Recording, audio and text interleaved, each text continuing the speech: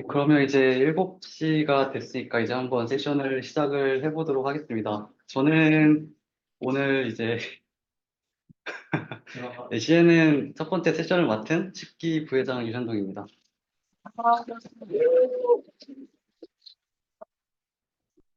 어, 이게 생각보다 앞에서 보니까 사람들이 굉장히 많네요.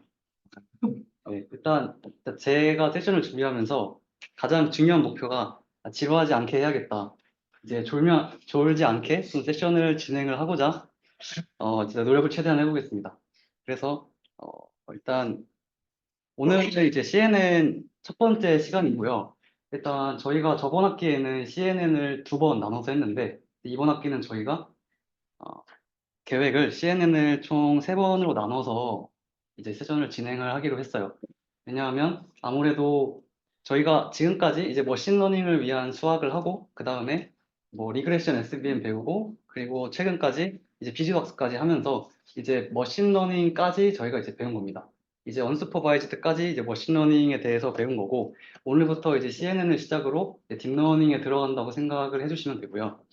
그래서 오늘은 또 CNN 첫 시간이기도 하면서 딥러닝을 들어가는 첫 시간이니까 대략적으로 이제 딥러닝이랑 뭔가 살짝 본 다음에 CNN에 대해서 저희가 이번에 오늘 다뤄야 되니까 컴퓨터 비전이란 뭔지 그리고 CNN은 왜 등장했는지 그리고 또 CNN에서 되게 많이 쓰이는 이런 뭐 기법이라던가 뭐 옵션이라고 해야 될까요?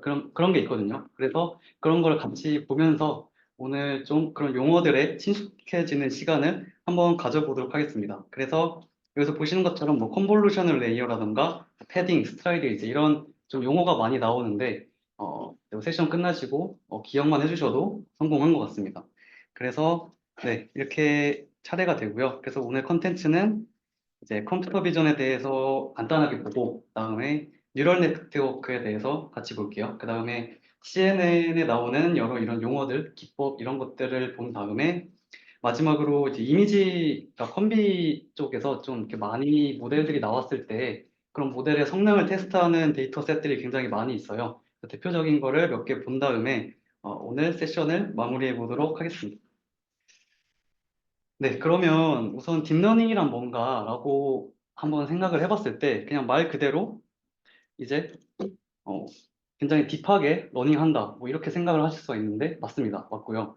그래서 이제 보시면은 지금 사진에 보시면 위에 있는 게 이제 머신러닝이고 밑에 있는 게 이제 딥러닝인데 가장 큰 차이점이 여기 보시면 이제 픽처 익스트랙션 부분에서 사람이 뭘 하고 있죠. 그래서 머신러닝은 그 사람이 직접 예를 들어서 클래시피케이션을 생각을 한다면 사람이 직접 특징을 어느 정도 추출을 해줘야 됩니다. 그래서 그 추출된 걸 기반으로 머신러닝 알고리즘이 이렇게 클래시피케이션을 수행해서 우리가 원하는 이제 결과를 뽑아내게 되는 거고요. 근데 이와 달리 이제 딥러닝은 왜 생겼냐라고 한다면 이 사람이 피처 익스트랙션 하는 것도 귀찮은 거예요. 여기 또 너무 귀찮으니까 그냥 우리가 모델에 직접 인풋으로 넣어서 맡겨버리자라고 해서 저희가 이제 보시면은 피처 익스트랙션 부분부터 클래시피케이션까지 전부 다 이제 네트워크로 연결되어 있는 걸 보실 수가 있는데 그래서 딥러닝은 이제 모델이 자체적으로 인풋을 받아서 그 데이터에서 학습을 하고 또 계속 업데이트해 나가는 그런 과정이라고 이제 생각을 해주시면 됩니다.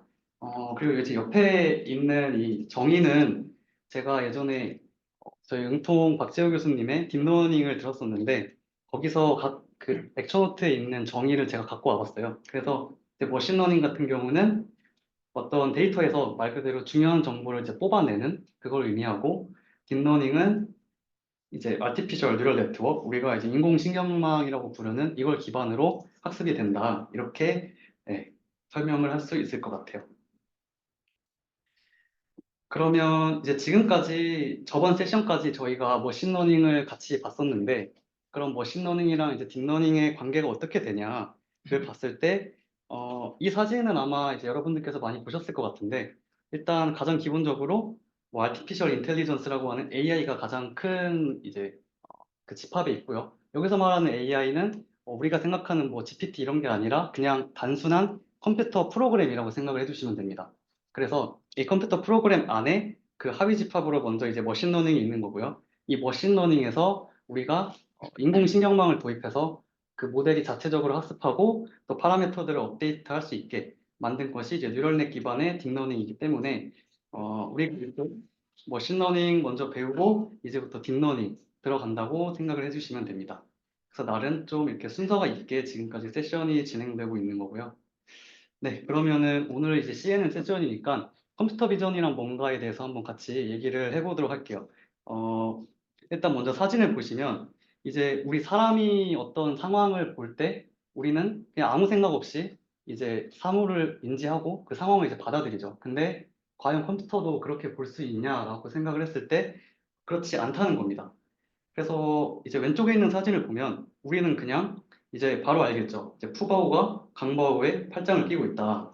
이제 우리는 이렇게 아무 그런 배려 없이 인식을 할 수 있는데 컴퓨터도 모델도 우리가 이렇게 인식을 하도록 만들고 싶다는 겁니다. 그게 컴퓨터 비전의 가장 궁극적인 목표라고 할 수 있는데 그러면 컴퓨터는 우리가 사진을 보는 것처럼 우리가 사진을 볼 때 컴퓨터는 사진을 어떻게 볼까를 봤을 때 컴퓨터는 이제 말 그대로 0과 1로 이루어진 어떤 이제 쉽게 말하면 덩어리잖아요. 그래서 컴퓨터도 이 사진을 볼 때 이렇게 숫자 하나하나로 나누어진 픽셀 값들을 봅니다. 그래서 예를 들어서 이 왼쪽에 있는 사진을 표현하면은 뭐 이제 정확한 표현은 아닌데 이렇게 하나하나 사진이 픽셀 단위로 표현이 되는 거고요. 그래서 컴퓨터 비전은 일단 이 픽셀 하나하나가 0에서 25, 255까지의 값을 가질 수가 있어요. 그래서 픽셀 하나만 하더라도 클래스가 256개로 나눠지는데 그래서 이 픽셀 값들을 통해서 우리가 정보를 추출하자 이게 컴퓨터 비전의 궁극적인 목표라고 볼 수가 있겠습니다. 네, 그러면 이제 컴퓨터 기전에도 굉장히 좀 많은 분야가 있는데 그중에서 이제 세 가지를 대표적으로 말씀을 드릴게요. 먼저 이미지 클래시피케이션이라는 건데 이거는 이제 여러분들께서도 많이 들어보셨을 거라고 이제 생각이 됩니다. 가장 흔하게 이제 강아지냐 고양이냐를 분류할 수 있는 그런 이제 상황을 생각을 할 수가 있어요. 그래서 이제 입력된 사진을 보고 이게 강아지인가 고양이인가 뭐 더 나아가면 뭐 토끼인가 아니면 뭐 다른 동물들 이렇게 다 분류를 할 수 있고요. 이렇게 분류하는 걸 이제 이미지 클래시피케이션이고 그 다음은 이제 오브젝트 디텍션이라는 겁니다. 요거는 어, 이제 영어를 그냥 한국어로 그대로 해석을 해보면 객체 탐지인데 말 그대로 이렇게 이런 사진이 있을 때 여기도 이렇게 사람이 한 명 있고 여기도 사람이 또 있고 여기 자동차까지 이렇게 있죠. 그래서 사진에 있는 오브젝트들이 어디에 있는지 객체들의 위치를 지정하고 그 객체들의 특징을 가져오는 게 이제 오브젝트 디텍션이라고 볼 수가 있겠고요. 그 다음은 이미지 캡셔닝입니다. 이미지 캡셔닝은 지금 보시면은 이렇게 이미지가 이렇게 세 개가 있는데 이런 이미지들이 모델이 인풋으로 들어갔을 때 그 이미지에 있는 상황을 인식을 해서 그에 맞는 이렇게 텍스트를 설명을 생성해 주는 게 이미지 캡셔닝인데 요거는 이제 여러분들도 이렇게 바로 아시겠지만 사실 CV만으로는 이 태스크를 수행하기가 어렵기 때문에 주로 NLP랑 같이 모델이 연동이 돼서 이미지 캡셔닝이 진행이 됩니다. 네, 그러면 왜 컴퓨터 비전이 어려울까? 왜 컴퓨터 비전에 이제 모델이 사람처럼 인식하게 하는 게 어려울까를 생각을 해봤을 때, 우리는 이제 무의식적으로 보는 이런 풍경들, 뭐 상황들인데, 모델이 인식하기에는 변수가 굉장히 많다는 겁니다. 그래서 먼저 첫 번째 사진만 보더라도 지금 우리는 이 사진을 보면 지금 그냥 똑같은 동상을 우리가 얼굴을 그러니까 세 그 측면의 구도로 나누어서 찍어 놓은 사진이구나.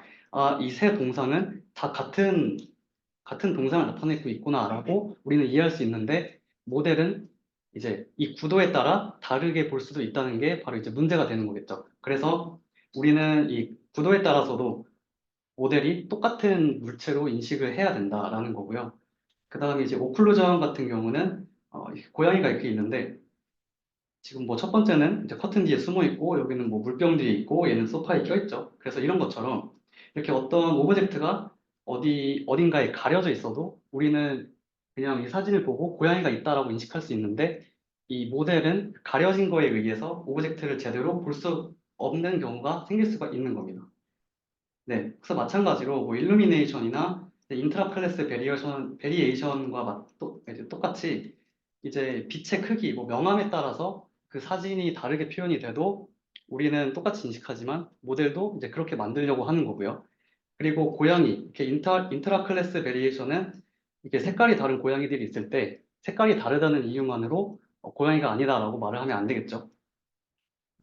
그러면 이제 컴퓨터 비전이 이제 이런 태스크들을 좀 잘 수행하기 위해서 우리가 어떤 걸 생각해야 될까라고 봤을 때 이제 하나의 대상을 판별할 수 있는 이제 정확한 기준이 필요합니다. 이제 고양이 사진이 여러 개 들어왔을 때 이제 고양이의 그 여러 사진들을 보고서도 똑같이 우리가 고양이라고 말할 수 있는 그런 기준을 만들어야 되는 거고요. 그래서 그러면 이제 모델이 반복적으로 이렇게 인풋에 대해서 판별을 할 때, 분류를 할 때 어떤 피처들을 사용할 수 있을까를 생각을 해보면 이제 반복적으로 사용할 수 있어야 되겠죠. 이제 모델마다 피처들을 계속 새로 만들려고 하면은 딥러닝을 우리가 하게 되는 이유가 없어지겠죠. 우리가 귀찮아서 딥러닝을 이제 뉴럴넷에 맡기는 건데 계속 피처를 생성하게 되면 사람이 일이 늘어나는 거니까 반복적으로 사용할 수 있어야 되고요. 그리고 앞에서 우리가 이렇게 같이 봤었던 이유들처럼 관점이나 뭐 구도나 빛이 달라져도 변하지 않는 이제 대상을 명확하게 뭐 이건 이거다, 저건 저거다라고 구분해주는 그런 특징이 필요하다는 겁니다. 네. 어, 그러면 지금은 이제 CNN 뭐 모델 뭐 이렇게 여러 이런 컴퓨터 비전 모델들이 있는데 그런 뉴럴넷이 나오기 전에는 이런 피처들을 우리가 어떻게 추출했는지를 한번 간단하게 보고 넘어가겠습니다.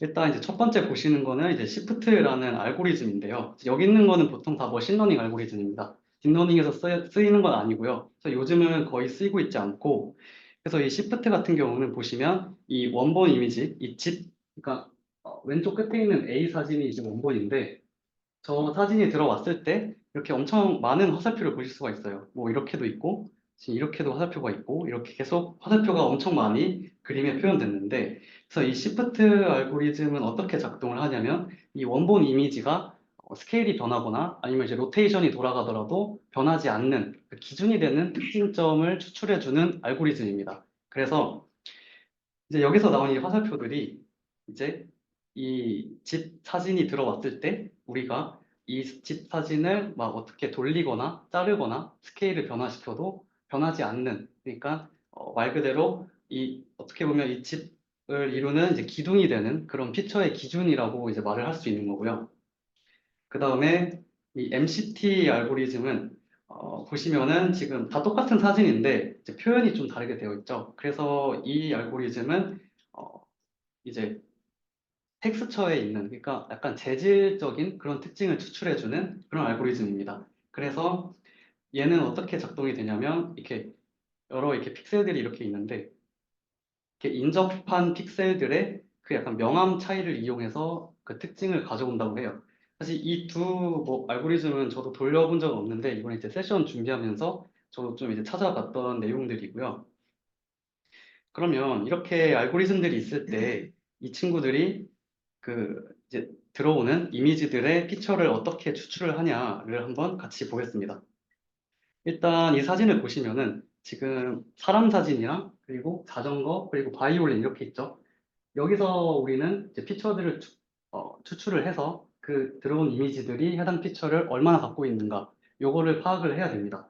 그래서 이렇게 각각 첫 번째 이미지에 대해서 이렇게 추출이 된 거고요. 마찬가지로 이렇게 피처들이 나왔습니다. 그래서 이렇게 묶여있는 이 추출된 피처들 우리가 이제 백오브 피처스라고 부르는 거고요. 그냥 추출된 피처들의 어떤 모음, 집합이라고 생각을 해주시면 됩니다.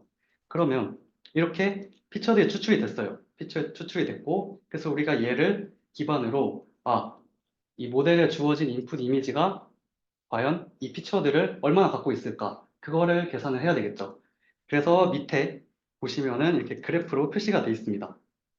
먼저 뭐 첫 번째 사람 이미지를 보자면은 지금 두 번째 원소랑 네 번째 원소의 그 이제 피처의 빈도수가 가장 높고 뭐 자전거 사진은 첫 번째, 바이올린 사진은 이 세 번째가 굉장히 많이 나왔다라는 걸 알 수가 있겠죠.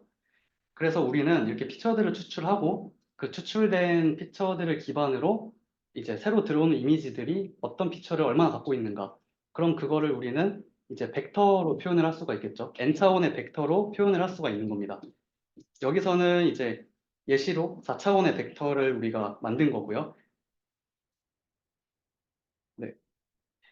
이렇게 만든 벡터들을 기반으로 이제 우리는 해당 이미지가 뭔가 이제 클래시피케이션을 수행을 할 수가 있는데, 그러면 이렇게 4차원에 추출된 벡터들을 이렇게 좌표로 우리가 표시를 해줄 수가 있습니다. 4차원을 그리기가 조금 이제 힘들긴 한데, 예를 들어서 이렇게 4차원의 공간이 있다고 했을 때 이제 위에서 추출된 벡터들을 이렇게 위치 정보를 하나하나 이렇게 찍어줄 수가 있겠죠.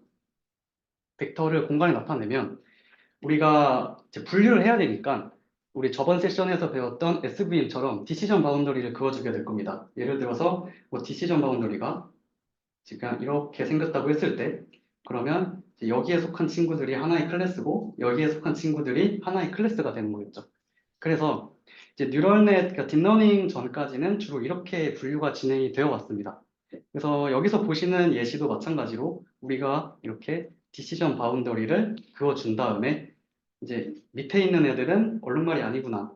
아, 그리고 위에 찍힌 애들은 얼룩말이겠구나. 라고 분류가 진행이 된 겁니다. 네, 그래서 이제 디시전 바운더리를 하자면은 사실 머신러닝 알고리즘에서 제일 많이 쓰인 게 SVM, 저희가 배웠던 SVM인데, 이 SVM을 이제 생각을 해보면은 이렇게 하이퍼플레인을 그려주는 거를 이제 생각을 하실 수가 있을 겁니다. 특히 근데 이제 이 두 클래스를 구분해주는 하이퍼플레인은 굉장히 많을 수가 있는데, 그 중에서도 우리가 하고자 하는 거는 이 이제 여백을 최대화하는 거겠죠.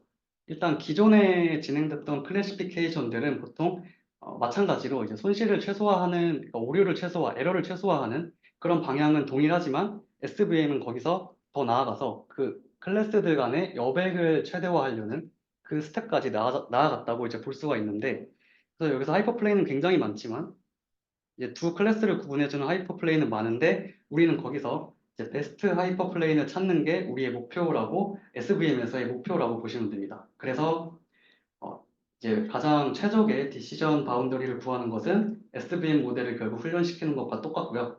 이 SVM 모델을 훈련시켜서 우리가 하고 싶은 거는 이제 클래스들을 분류해주는 최적의 하이퍼플레인을 찾고자 한다. 이게 SVM까지의 분류 내용이었습니다. 네, 여기까지 괜찮으신가요? 네. 그러면 이제 여러분 딥러닝 스터디를 지금 또 각자 진행 중이실 텐데, 첫 주차에 엠리스트 데이터라는 거를 한번 이제 접해 보셨을 거예요. 근데 엠리스트 데이터만 해도 클래스가 총 이제 0에서 9까지 나뉘죠. 10개의 클래스가 있는데, 그래서 이 SVM의 문제가 뭐냐? 이 SVM 같은 경우에는 이제 이진 분류에서는 굉장히 잘 작동을 합니다. 나온 지도 오래됐고 또 수학적으로 검증도 잘 돼서 SVM이 이진 분류에서는 굉장히 잘 작동하는 머신러닝 알고리즘인데, 우리가 이미지 같이 되게 고차원의 데이터, 그러니까 되게 다양한 클래스로 분류를 할 때 SVM을 사용하기에는 안 되는 건 아니지만 되게 귀찮은 점이 많다는 것입니다. 그래서 이 바이너리가 아닐 때 우리가 이진 분류 말고 멀티 클래스를 이제 분류를 할 때 여러 개의 SVM을 트레인해야 된다는 되게 귀찮음이 존재를 해요. 그리고 이 디시전 바운더리가 논 리니어일 때, 여기 앞에서는 이제 보통 이렇게 두 가지 클래스를 구분한다 치면은 리니어로 우리가 디시전 바운더리를 설정할 수가 있는데, 이제 멀티 클래스를 분류하게 되면 선형으로는 분류가 불가능하겠죠. 그래서 넌 리니어 할 때는 우리가 SVM 트레인을 할 때 커널 트립을 써야 된다라는 불가능은 아니지만 이제 귀찮음이 존재한다는 겁니다. 그래서 네, 이게 이제 우리가 딥러닝 네트워크를 사용하기 전까지 이제 진행됐던 이제 프로세스인데요. 먼저 인풋이 들어오면은 우리가 피처를 추출을 하고, 이 추출된 피처를 이용해서 벡터를 위치 공간에 찍습니다. 그리고 그 위치 공간 좌표를 기반으로 해서 SVM 클래시피케이션이 이루어지는 거고, 이를 기반으로 해서 이제 분류가, 아, 얘는 어디 클래스에 속하는구나가 네, 출력이 되는 거겠죠. 그러면 이제는 저희가 뉴럴 네트워크를 볼 거니까 간단하게 이제 여러분들 그 딥러닝 스터디에서 다 하셨던 내용인데 잠깐만 같이 보고 넘어가겠습니다. 네, 이제 먼저 퍼셉트론이란 개념이 나오는데요. 사실 퍼셉트론이란 개념이 나온 지는 굉장히 오래됐습니다. 근데 이제 이게 머신러닝 알고리즘들에 좀 밀려서 이제 늦게 관심을 받다가 이제 뉴럴넷이 본격적으로 한 2000년대 초반부터 쓰이기 시작했는데 그래서 요걸 보면은 먼저 이렇게 인풋이 있고 웨이트가 똑같이 이렇게 존재할 때 우리가 가중합을 해서 이 Z를 만들게 되는 거죠. 이 Z를 만들고 그 Z를 우리가 활성화 함수에 넣어서 출력을 하게 되는 겁니다. 아, 그리고 여기에 뭐 이렇게 바이어스, 편향이 이렇게 또 존재할 수가 있겠죠. 이제 이게 싱글 레이어 퍼셉트론인데 이제 이 퍼셉트론을 이용해서 우리가 선형 분류뿐만 아니라 이제 비선형의 분류도 할 수 있다. 이게 굉장히 저희가 중요한 사실인데 그래서 뭐 엔드 게이트나 이렇게 OR 게이트를 보시면은 우리가 뭐 엔드 게이트는 두 개가 모두 1일 때 1이 출력되는 거니까 얘랑 이제 나머지들로 이렇게 선을 그어서 분류를 해줄 수가 있고 OR 게이트는 하나만 1이어도 1이니까 이렇게 1이니까 둘 다 0일 때가 0이고 나머지는 다 1이겠죠. 그래서 이렇게 선을 그어서 선형 분류를 해줄 수 있습니다. 그렇지만 뭐 XOR 게이트나 XNOR, XNOR 게이트를 보시면은 지금 그림을 보시면은 선형으로 분류가 불가능하다는 걸 알 수 있습니다. 그래서 이제 옆에 이렇게 선형으로 분류가 안 되는 경우에도 우리가 이제 멀티 퍼셉트론, 그러니까 퍼셉트론의 층을 여러 개 쌓아서 분류를 해낼 수가 있는 거고요. 그래서 여기서도 이 숫자들은 사실 이게 꼭 이 숫자여야 되는 것만은 아니고 사실 이제 출력을 이제 0이랑 1로 적절하게 해주는 범위 내에서는 여러 개, 그러니까 다른 종류의 뭐 가중치나 그런 뭐 이제 바이어스 값들이 선택이 될 수 있는 거고, 여기서는 제가 그냥 한 가지만 이제 예시로 들기 위해서 갖고 온 거고요. 네, 그러면 이렇게 멀티레이어 퍼셉트론을 이용해서 이렇게 여기까지 이제 우리가 알게 됐어요. 아, 이제 뉴럴넷을 사용해서 이제 기존의 SVM을 대신해서 우리가 분류기 역할을 맡길 수 있겠다. 뉴럴넷을 이용해서 우리가 분류를 할 수 있겠다라는 거를 알게 됐습니다. 그러면 이제 뉴럴넷에서는 그럼 분류를 어떻게 진행을 해야 될까를 생각을 해봤을 때 사실 거의 이제 과정은 비슷합니다. 이제 피처를 똑같이 마찬가지로 우리가 이미지를 잘 뽑아야 돼서 이 피처들을 뽑아서 우리가 인풋을 한 다음에 뉴럴넷에서는 사실 활성함수가 굉장히 중요하죠. 그래서 어떤 액티베이션 펑션을 사용할 건가, 이걸 잘 설정을 하고 웨이트 트레인을 잘 해주면 이제 로스 펑션에서 손실함수 값을 줄이는 방향으로 또 역전파 과정을 잘 전달을 해주면은 우리가 SVM보다 뭐 기존의 머신러닝 기법들보다 훨씬 더 효율적으로 이제 리니어한 건 물론이고 리니어하지 않은 뭐 다중 분류까지 잘 수행을 할 수 있다라는 것까지 우리가 생각을 할 수 있습니다. 그럼 뉴럴넷을 이용해서 이제 어떻게 진행이 되냐를 봤을 때 이 SVM 대신에 이제 뉴럴넷이 진행이 된 거고요. 그러면 여기까지 우리가 도달을 했어요. 아, SVM 말고 뉴럴넷을 쓰자. 근데 이제 첫 번째 문제가 나오게 됩니다. 이렇게 뉴럴넷을 써서 학습을 시켰어요. 이렇게 프리 커넥티드 레이어를 써서 학습을 시켰는데 오버피팅 문제가 발생을 하게 된 겁니다. 오버피팅 문제가 발생을 하게 된 건데 여기서 우리가 왼쪽에 있는 강아지로 학습을 했는데 오른쪽에 있는 사진을 보고 강아지가 아니다라고 모델이 말을 해버린 겁니다. 그러니까 이 모델이 본인이 입력받은 사진 말고는 다른 사진들은 강아지가 아니다라고 이제 출력이 되게 된 거예요. 그래서 그러면 우리가 이걸 어떻게 해결할 수 있을까를 생각을 해봤을 때, 이 사진은 그냥 좀 이제 오늘 세션의 좀 흐름을 그냥 플로우를 위해서 좀 갖고 온 건데, 일단 그냥 고양이를 가지고 이제 실험을 한 게 하나 있대요. 네, 다행히 이제 연대 사는 고양이는 아닌 것 같은데, 이제 이 고양이의 시야에 관여하는 뉴런을 우리가 자극을 줬던 그런 실험이 있습니다. 그래서 이제 이 시야에 관여하는 뉴런에 이제 자극을 줬을 때 근데 이런 고양이를 비롯한 뭐 동물들이 어떤 물체를 바라볼 때 뇌에 있는 뉴런이 모두 다 활성화되는 게 아니라 그 해당 부분, 그러니까 특정 뉴런만 활성이 된다는 거예요. 그래서 우리도 어떤 대상을 볼 때 모든 뉴런이 활성화되는 게 아니라 어떤 일부분의 뉴런만 활성이 된다. 이 사실을 우리가 알게 된 거고요. 그래서 착안된 게 이제 fully connected 레이어가 아니라 convolution 레이어를 쓰자. 그래서 지금 이제 fully connected 레이어를 보시면 지금 모든 노드들이 다 연결이 돼 있죠. 이렇게 하나도 빠짐없이 전부 연결이 되어 있습니다. 인풋층부터 아웃풋층까지 다 연결이 돼 있는데 이거를 쓰지 말고 우리가 실제로 동물들이 이제 시야를 인식하는 것처럼 일부분의 뉴런만 쓰자라고 해서 나온 게 컨볼루셔널 레이어입니다. 네, 지금까지 너무 이제 스토리가 많아서 조금 지루하실 수도 있는데 이제 거의 다 왔습니다. 그럼 저희가 첫 번째로 이제 봐야 될 용어가 이제 커널, 필터라는 개념인데 이제 사실 컨볼루션이란 개념이 CNN 이전에 뭐 사진이나 영상 분야에서 이미 쓰이던 개념이에요. 그래서 이제 커널이란 개념도 원래 다른 분야에서 쓰던 개념인데 우리가 CNN으로 갖고 오면서 뭐 필터라는 단어를 이렇게 추가를 뭐 하게 된 거고요. 그래서 요거를 보시면은 이제 필터라는 개념은 원본 데이터를 해석하기 위해서 사용하는 일정한 행렬값, 그러니까 그냥 필터는 행렬이라고 생각을 해주시면 됩니다. 그래서 이제 밑에 있는 사진을 보시면 이 5개의 사진이 전부 다 이제 동일한 사진에서 나온 이미지들인데, 이렇게 뭐 어떤 사진이 있을 때 여기에다 우리가 이렇게 행렬 필터를 다 다른 종류의 필터들을 적용을 시켜서 이렇게 밑에 있는 게 해당 사진에 적용된 필터인데, 이렇게 지금 보시면 필터가 굉장히 다 다르죠. 이렇게 다른 필터를 적용시키면 다른 이미지들이 이제 출력이 되는 겁니다.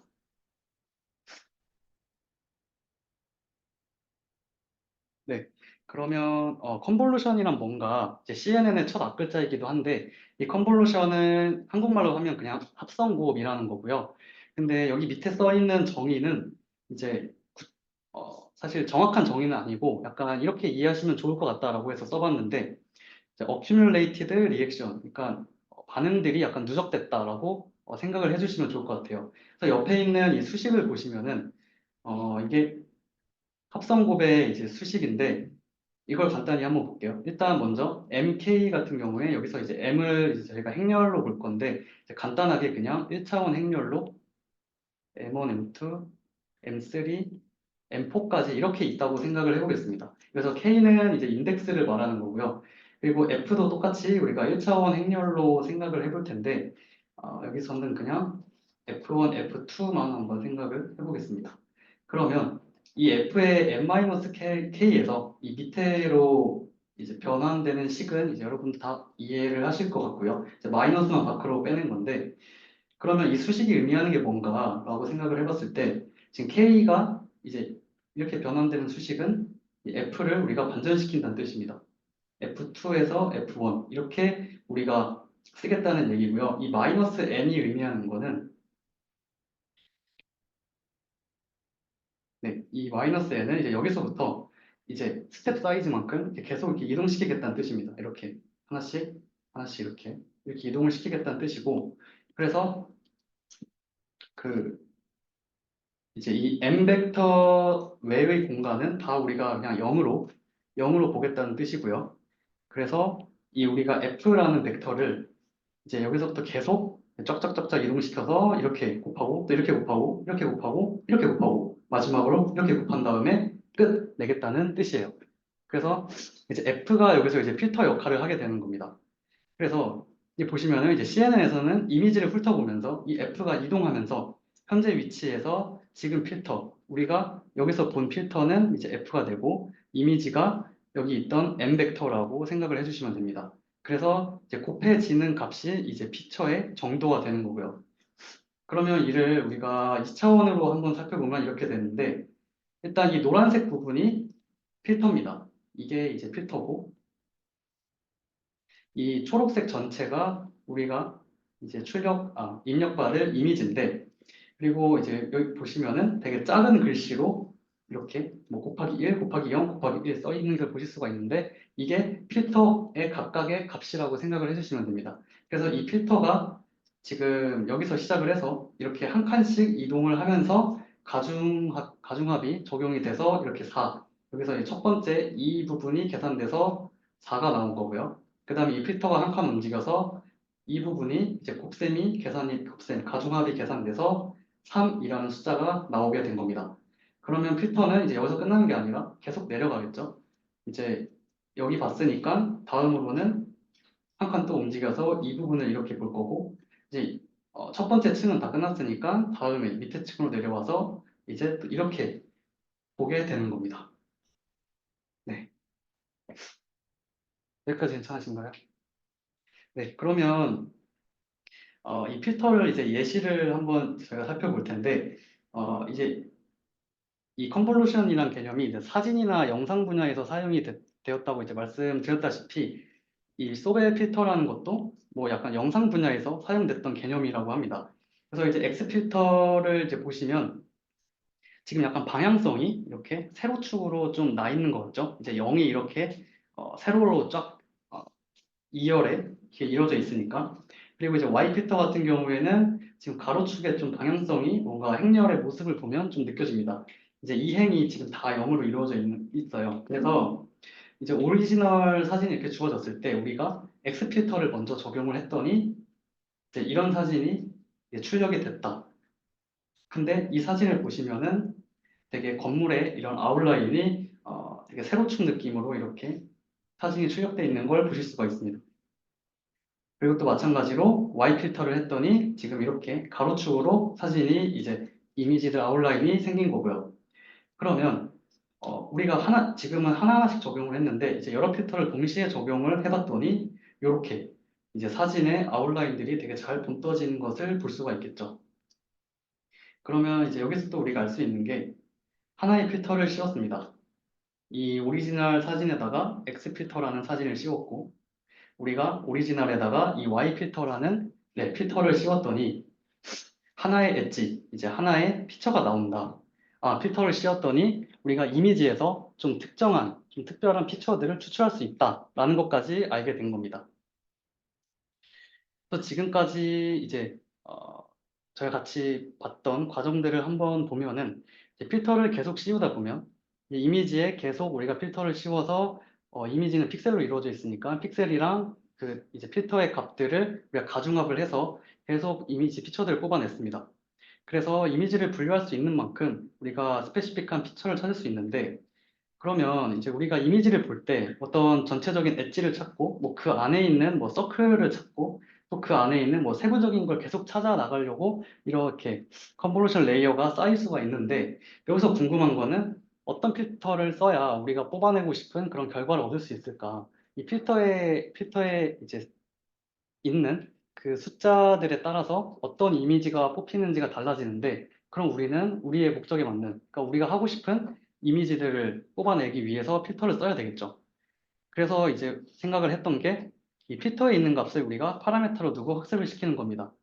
우리가 파라메타로 두게 되면은 그레디언트 디센트나 뭐 그런 백프로파게이션을 이용해서 계속 우리가 업데이트를 해나갈 수 있겠죠. 이제 하이퍼 파라메타 같은 경우는 뭐 우리가 설정을 해줘야 되지만 파라메타는 모델 내에서 자체적으로 뉴럴넷이 학습이 되기 때문에 우리가 이 필터 자체도 학습을 시켜서 굿 피처를 찾는 우리가 필터를 알아내자는 겁니다. 이제 CNN 모델을 이제 살짝 그 레이어들을 보시게 되면은 일단 기존에 진행된 클래시피케이션이라던가 피처를 추출하는 것이 이제 위에 있는 이렇게 진행이 됐다면 우리가 뉴럴넷을 이용해서 어떻게 진행을 할 거냐라고 봤을 때 이렇게 인풋이 들어왔으면 이 앞부분, 그러니까 인풋과 근처에 있는 앞부분을 우리가 이제 컨볼루셔널 레이어를 쌓을 겁니다.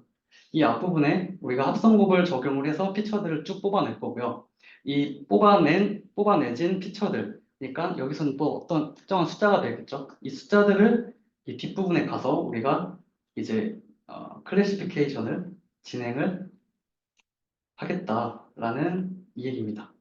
그래서 뒷부분은 예를 들어서 엠리스트 데이트처럼 이제 여러 개의 클래스로 분류를 할 때 소프트 맥스를 또 쓸 수가 있겠고 또 뭐 출력하는 클래스의 개수에 따라서 다양하게 우리가 아웃풋 결과를 내줄 수가 있겠죠. 그래서 보시면은 모델 앞쪽에만 필터를 복잡하게 깔고 이 필터를 복잡하게 깐다는 얘기가 우리가 이제 그 필터의 파라미터들을 학습시키겠다는 얘기랑 똑같습니다. 이 필터를 복잡하게 깔아서 이 필터를 구성하는 파라미터들을 계속 학습시키겠다는 거고요. 그래서 이렇게 학습시키고 근데 어쨌든 우리는 클래시피케이션을 수행해야 되니까 뒷부분에 이제 클래시파이어를 위치를 시켜서 이제 여기서는 FC 레이어라고 우리가 앞에서 봤던 그 모든 노드들이 연결된 이제 풀리 커넥티드 레이어인데 이 풀리 커넥티드 레이어는 우리가 뒷부분에만 위치시켜서 뉴럴 네트워크 학습시켜야겠다. 이렇게 하면은 이미지 클래시피케이션을 할 수 있겠다라는 생각을 하게 된 겁니다. 네, 그러면 이제 CNN이 등장하게 된 이제 빌드업은 사실 여기까지 이제 끝났고요. 이제 본격적으로 CNN에 대해서 한번 이제 차례차례 뜯어보도록 하겠습니다. 이제 CNN은 앞에서 이제 설명드렸지만 컨볼루셔널 뉴럴넷의 약자인데 그럼 컨볼루션이란 뭔가 봤을 때 얘도 사실 이미 이 딥러닝에 적용되기 전에 이제 존재했던 수학적 개념인데 그럼 합성곱이라는 걸 사실 정의만 봤을 때는 조금 이해하기가 힘들 수도 있어요. 사실 저도 처음에 바로 이해가 잘 안 됐어서 생각을 해봤는데 먼저 옆에 있는 그림이랑 같이 살펴보도록 하겠습니다. 자, 일단 먼저 하나의 함수가 있어요. 여기서는 우리가 하나의 함수를 f라고 생각을 해볼게요. 그러면 이 오른쪽 그림에 있는 컨볼루션 파트만 보게 됐을 때 이 f라는 함수가 이제 이렇게 생긴 거를 알 수가 있습니다. 이렇게 f라는 함수가 있고 또 다른 함수를 우리가 g라고 말할게요. 그럼 여기서 g는 지금 이렇게 생긴 함수죠. 그래서 이렇게 또 다른 함수가 있을 때 이 또 다른 함수를 반전 이동을 했습니다. 반전 이동을 했다라는 얘기는 여기서 이제 y축을 대칭시켰다는 얘기인데 그래서 이 g 함수를 y축 대칭시키면 이렇게 되겠죠. 그래서 얘를 우리가 g'이라고 간단하게 부르겠습니다. 이 반전 이동한 값을 곱한다. 그 다음에 구간에 대해 적분한다. 라는 게 어떤 의미냐면 구간에 대해 적분한다라는 개념을 먼저 생각해 봤을 때 별다른 조건이 없을 때 우리는 적분 구간이 그냥 마이너스 무한대에서 무한대까지겠죠. 그래서 얘도 마찬가지로 우리가 이 g 그러니까 g를 반전시킨 함수를 마이너스 무한대에서 무한대까지 일단 이동시키겠다는 얘기입니다. 그래서 이 g'이라는 애를 여기서 뭐 이렇게 시작이 돼서 쫙 왔을 때 이렇게 계속 가면서 얘를 제가 다른 색깔로 그릴게요.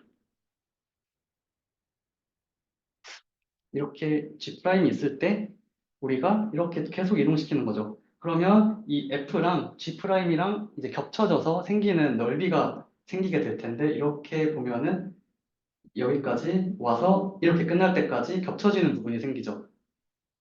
그래서 그 겹쳐지는 부분들에 대해서 우리가 적분해서 이제 새로운 함수를 구하겠다라는 것이 이제 컨볼루션의 수학적 이제 정의가 되는 겁니다. 그래서 이제 이 부분을 이제 CNN에서 한번 살펴보면은 이 함수가 이동하는 거는 이제 어, 저희 CNN에서는 필터가 이동하는 걸로 해석을 해주시면 되고요. CNN은 이제 각 뉴런이 전체 입력과 연결되어 있는 완전 연결 신경망 FC 레이어와 달리 이제 합성곱 계층에서 사용하는 필터에 따라서 부분적으로 가중치로서 입력 이미지의 픽셀과 해당 필터의 값만 곱해져서 우리가 가중합을 계산이 되는 겁니다. 그러면 이 우리가 컨볼루션을 뉴럴넷에 적용을 했을 때 이 CNN이 학습해야 될 파라미터 수가 굉장히 크게 감소를 하게 되면서 과적합을 방지할 수 있는 네, 과적합을 방지할 수 있게 되는 거고요. 그래서 우리가 앞에서 봤던 이제 강아지를 강아지라고 분류를 못하는 이 에러를 우리가 컨볼루션 레이어, 그러니까 필터를 적용을 함으로써 오버피팅을 방지할 수 있는 겁니다. 네, 그러면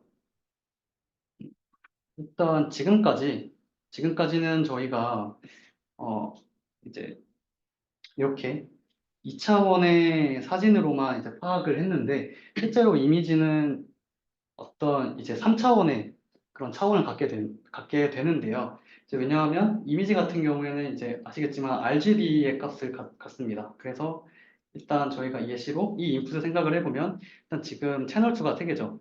그래서 얘는 지금 크기가 32 곱하기 3의 크기를 갖는 인풋 이미지가 들어온 거고요. 여기서 이 앞에 있는 이 32 곱하기 32는 이미지에 따라 달라질 수 있습니다.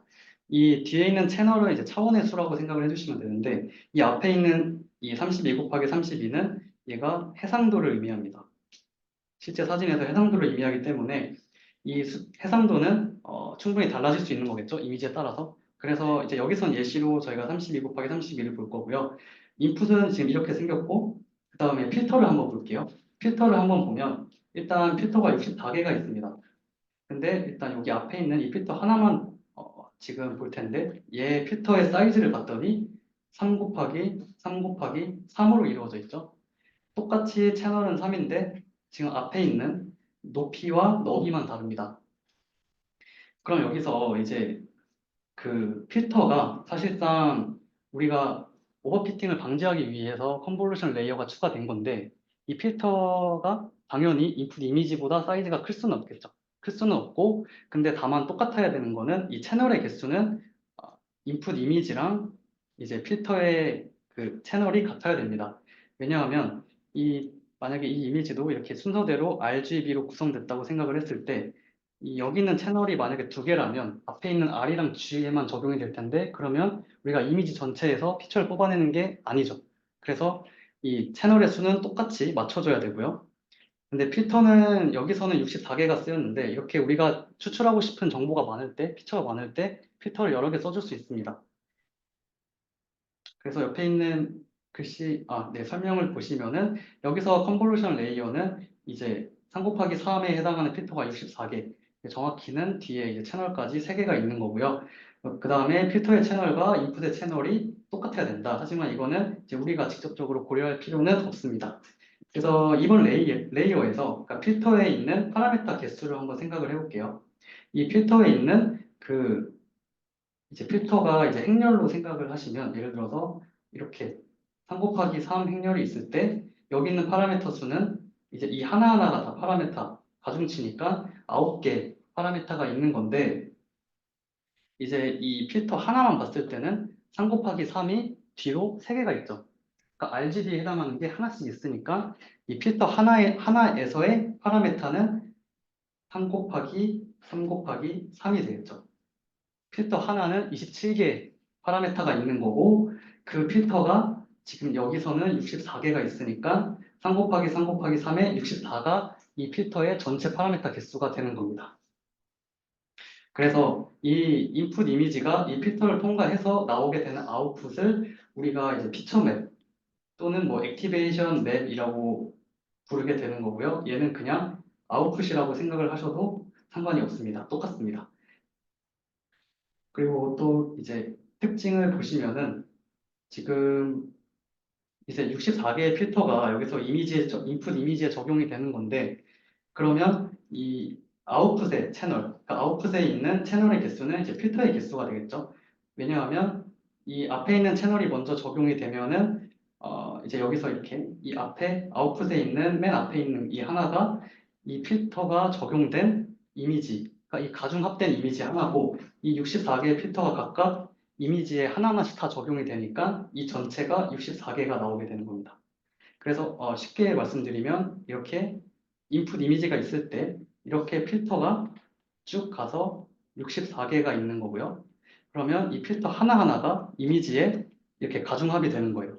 그래서 나오게 되는 출력이 64개의 이미지가 정확히 말하면 이미지는 아닌데 쉽게 이해하기 위해서 이제 이미지라고 할 수 있는 거겠죠. 그래서 이 네모 칸이 이제 뒤에까지 64개가 있는 겁니다. 네, 여기까지 괜찮으신가요? 그리고 밑에 있는 공식은 크게 중요한 건 아닌데 이따가 뒤에서 볼 기회가 있어서 네, 잠깐 여기서 한 10분만 쉬고 네, 다음으로 넘어가도록 하겠습니다.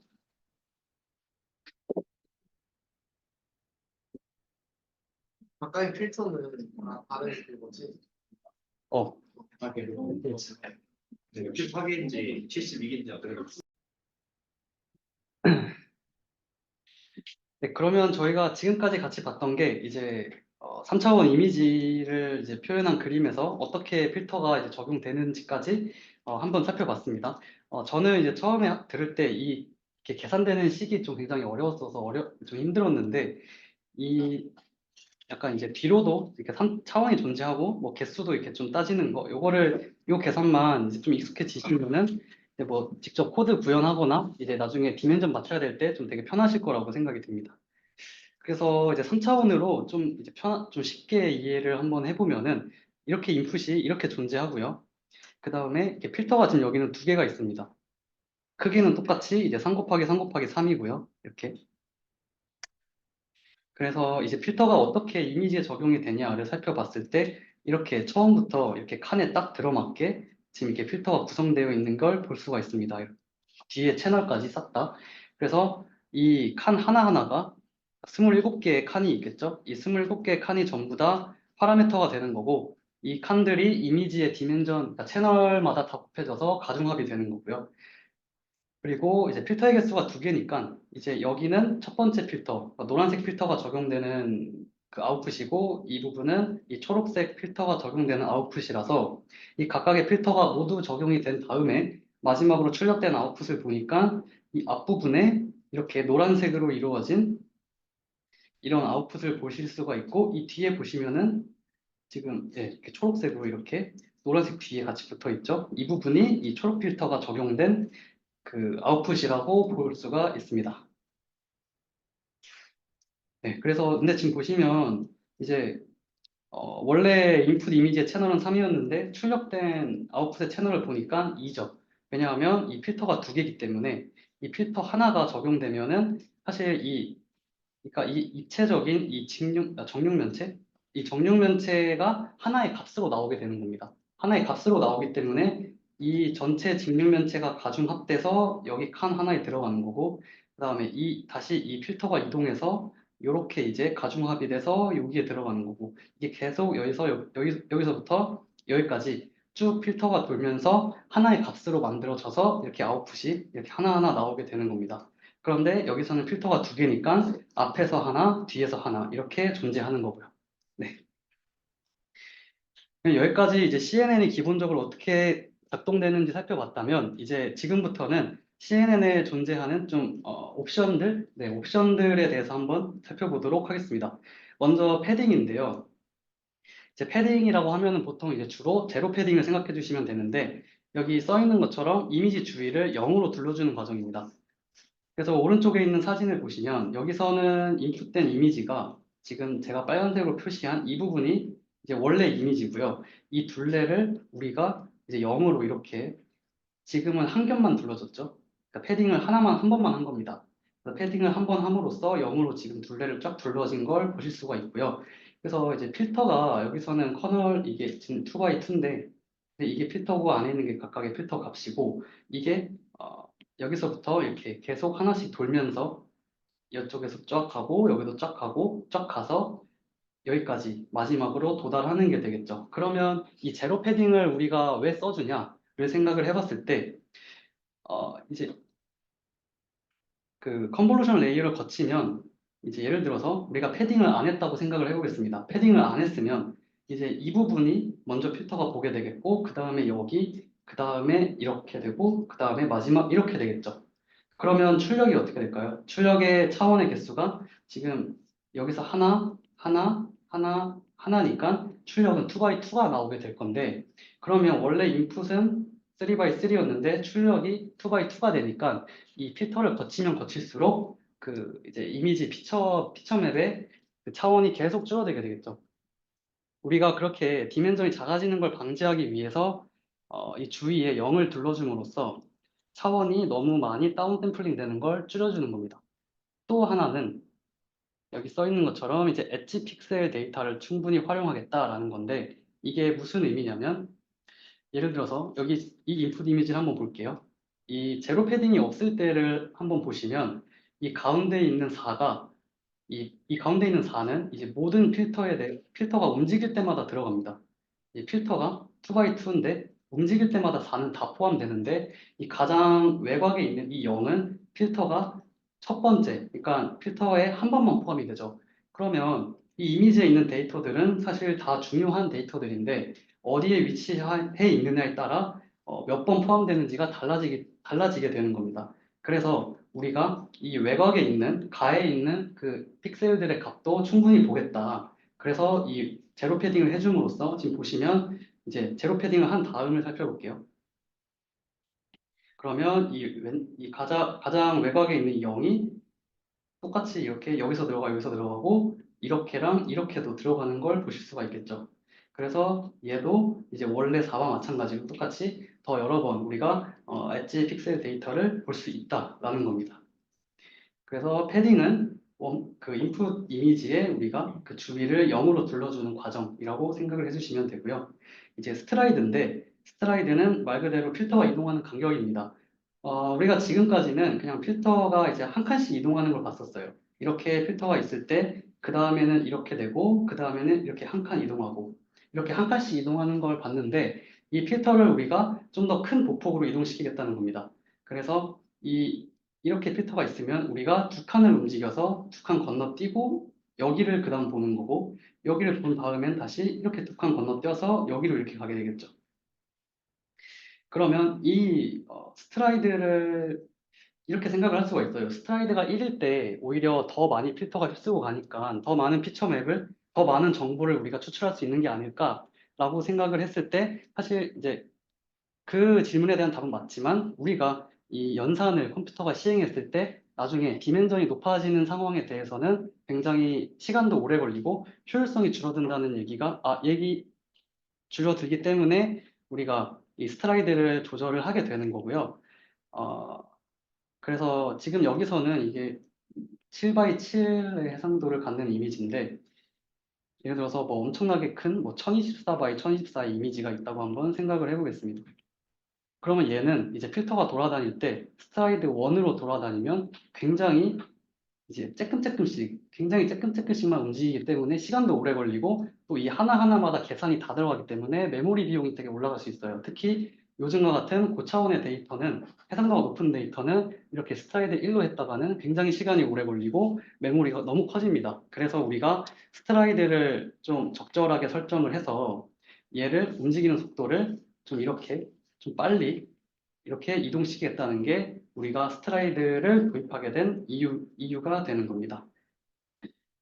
그리고 여기 써 있는 것처럼 이제 스트라이드로 나눠서 정수가 아니면 해당 컨볼루션은 뭐 성립하지 않는다. 이게 이제 어떤 의미냐면 지금 여기서 이제 스트라이드가 두 개인데 여기서 이제 이렇게 됐다가 두 칸 떼어서 여기로 이렇게 가고 마지막에 이제 이렇게 가게 되는데 만약에 우리가 스트라이드를 뭐 똑같이 2로 했을 때 여기에 이렇게 뭐 이미지가 하나 더 있었다고 생각을 해볼게요. 그래서 8x8 이렇게 이미지가 있는데 이렇게 되면은 두 칸씩 했을 때 3x3 필터를 적용하게 되면 이제 뭐 이렇게 갔다가 그다음에 이렇게 갔다가 그다음에 근데 마지막에 이제 한 칸이 남게 되겠죠.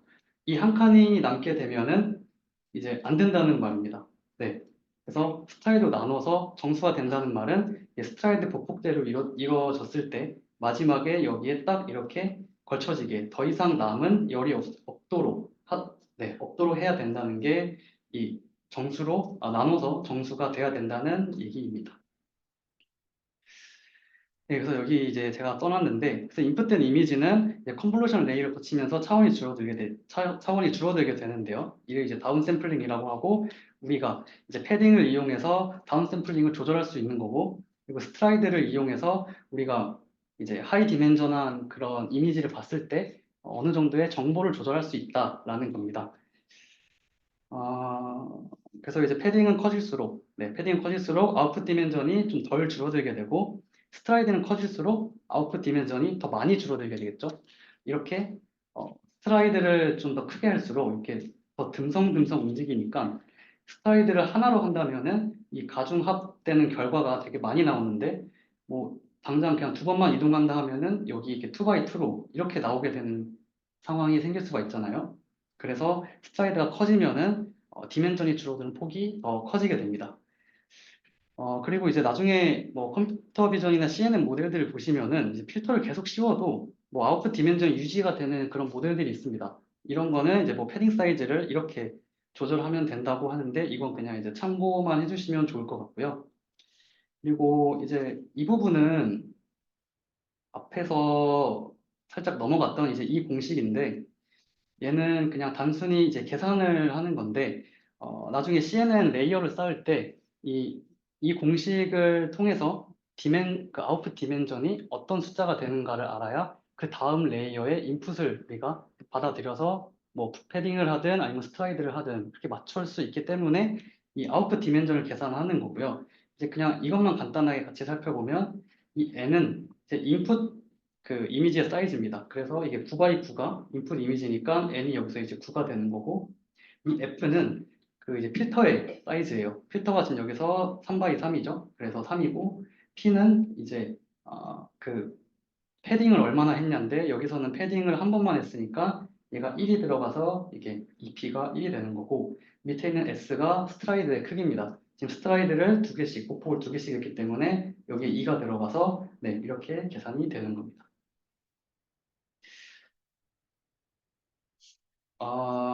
그래서 사실 제가 지금 이 페이지를 넣은 이유가 이 이제 사이트에 직접 들어가 보시면은 그 이제 이런 사이트인데 이제 인풋의 차원이랑 네, 인풋의 차원을 입력하면은 그리고 커널 사이즈랑 스트라이드 패딩 이런 거를 이제 입력을 하면은 출력이 어떻게 되는가를 계산해 주는 사이트인데 이제 제가 원래는 이제 상품 하나를 걸고 이거를 이제 진행을 하려고 했는데 일단 지금 시간이 생각보다 빠듯해서 시간이 남으면 제가 진행을 하겠습니다. 네.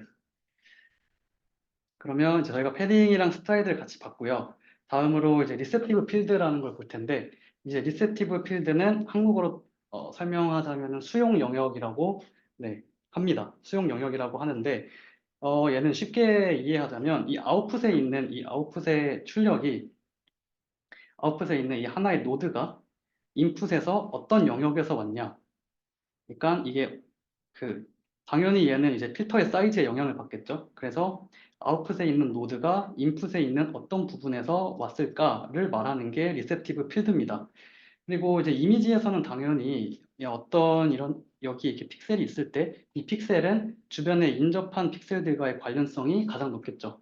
그래서 여기 아웃풋에 있는 이 노드는 이쪽에 있는 노드들이랑은 이제 연관이 없겠죠. 출력되는데 당연히 연관이 없습니다. 어, 그러면 이 리셉티브 필드를 관련해서 우리가 필터를 쓰는 게 그냥 컨볼루션 레이어를 도입하는 게 왜 이득이 될까를 한번 네, 제가 설명을 해볼게요. 먼저 인풋 사이즈가 지금 이제 7x7입니다. 7x7인데 이러한 7x7의 리셉티브 필드를 갖기 위해서 만약에 우리가 필터를 한 개만 사용한다고 했을 때 이 7x7 크기, 그러니까 인풋이랑 똑같은 크기를 갖는 필터를 적용해 볼 수가 있겠죠. 그래서 인풋 전체를 한 번에 우리가 감싸게 되는 이 7x7 필터를 적용하게 되면 아웃풋이 당연히 노드 하나가 나오겠죠. 이 전체가 다 가중합이 돼서 아웃풋에 이 노드 숫자 하나로 나오게 되니까 그러면 이 경우에는 이 7x7 사이즈의 필터를 한 개 사용하게 되면 레이어는 당연히 하나고 바로 여기서 이렇게 아웃풋이 나오게 되니까 파라미터 수는 49개입니다. 왜냐하면 필터의 사이즈가 7x7이기 때문에 필터의 픽셀 하나하나가 네, 파라미터가 되는 거고요. 그럼 만약에 우리가 이 3x3 사이즈의 필터 3개를 사용하면 어떨까를 한번 볼게요. 먼저 인풋에서 이 3x3가 적용되면 이렇게 가서 쭉 가서 필터가 여기까지 오게 됩니다. 그러면 이때 필터를 한 번 적용했을 때, 그러니까 이 과정이 필터를 한 번 쓴 겁니다. 그러면 이때 아웃풋은 5x5의 이런 피처 맵이 나오겠죠. 그럼 이 피처 맵에다가 우리가 또다시 3x3 필터를 적용을 시키게 되면 이렇게 3x3의 피처 맵이 나올 겁니다. 그래서 여기서 한 번 더 우리가 3x3 필터를 쓴 거고 그다음에 여기서 이제 이 3x3 피처 맵에 3x3 필터를 적용하면 아웃풋은 당연히 숫자 하나가 나오겠죠. 이 노드 하나가 출력될 겁니다. 이 전체가 필터로 뒤덮이기 때문에 이렇게 노드가 하나 나오게 되고 이제 여기서 우리가 3x3를 한 번 더 쓴 겁니다. 그래서 지금 똑같은 뭐 필터의 구체적인 종류는 다를 수 있겠지만 똑같은 크기의 필터가 세 번 적용된 건데 이때 우리가 사용한 파라미터 수를 한번 살펴봤을 때 필터 세 번 적용됐으니까 레이어가 3개고요. 파라미터 수는 3x3의 필터가 세 번 썼으니까 이렇게 27개의 파라미터가 적용된 걸 알 수가 있습니다.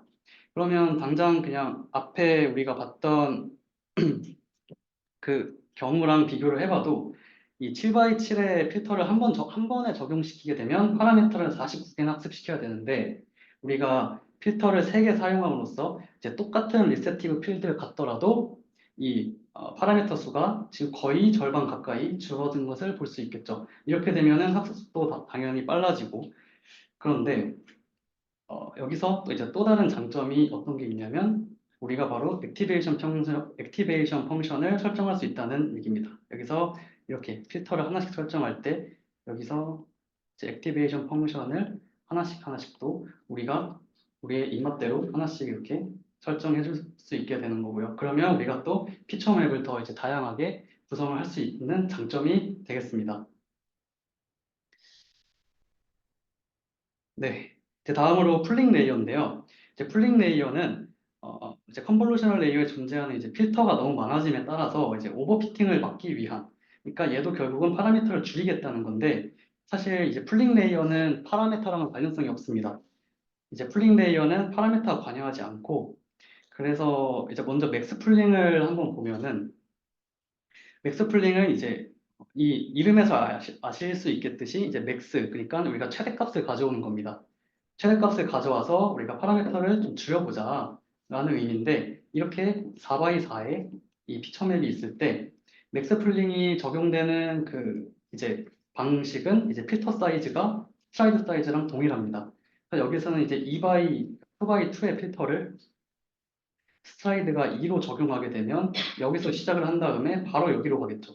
그 다음은 바로 여기로 가고 이렇게 겹치는 부분 없이 4등분이 됩니다. 이렇게 4등분을 시킨 다음에 우리가 이 부분에서 가장 큰 값, 이 부분에서 가장 큰 값, 이제 각 부분에서 가장 큰 값을 가져와서 이렇게 9, 8, 8, 7 이렇게 가져오자 라는 게 맥스 풀링이고요.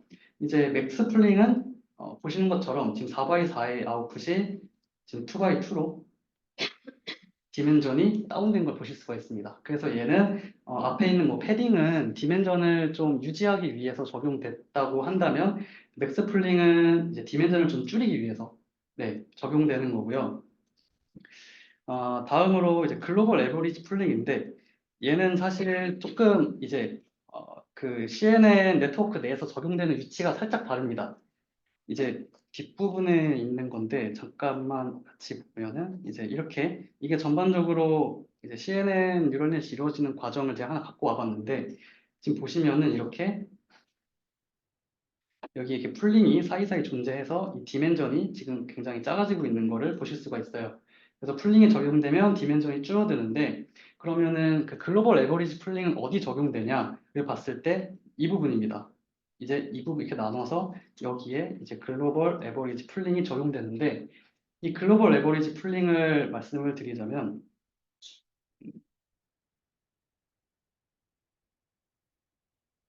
얘는 여기 이제 주목해 주실 만한 게 이 이제 3차원을 그러니까 1차원 벡터로 근데 이제 정확히 말하면은 사실 차원은 더 높아도 됩니다. 차원도 높아도 되는데 우리가 결론적으로 이제 1차원으로 그래서 이제 표현을 하자면은 이렇게 여기가 이제 원 바이 원이 되는 거고요. 그다음에 이제 여기서는 채널이 세 개지만 채널은 사실 더 이렇게 다양할 수가 있겠죠.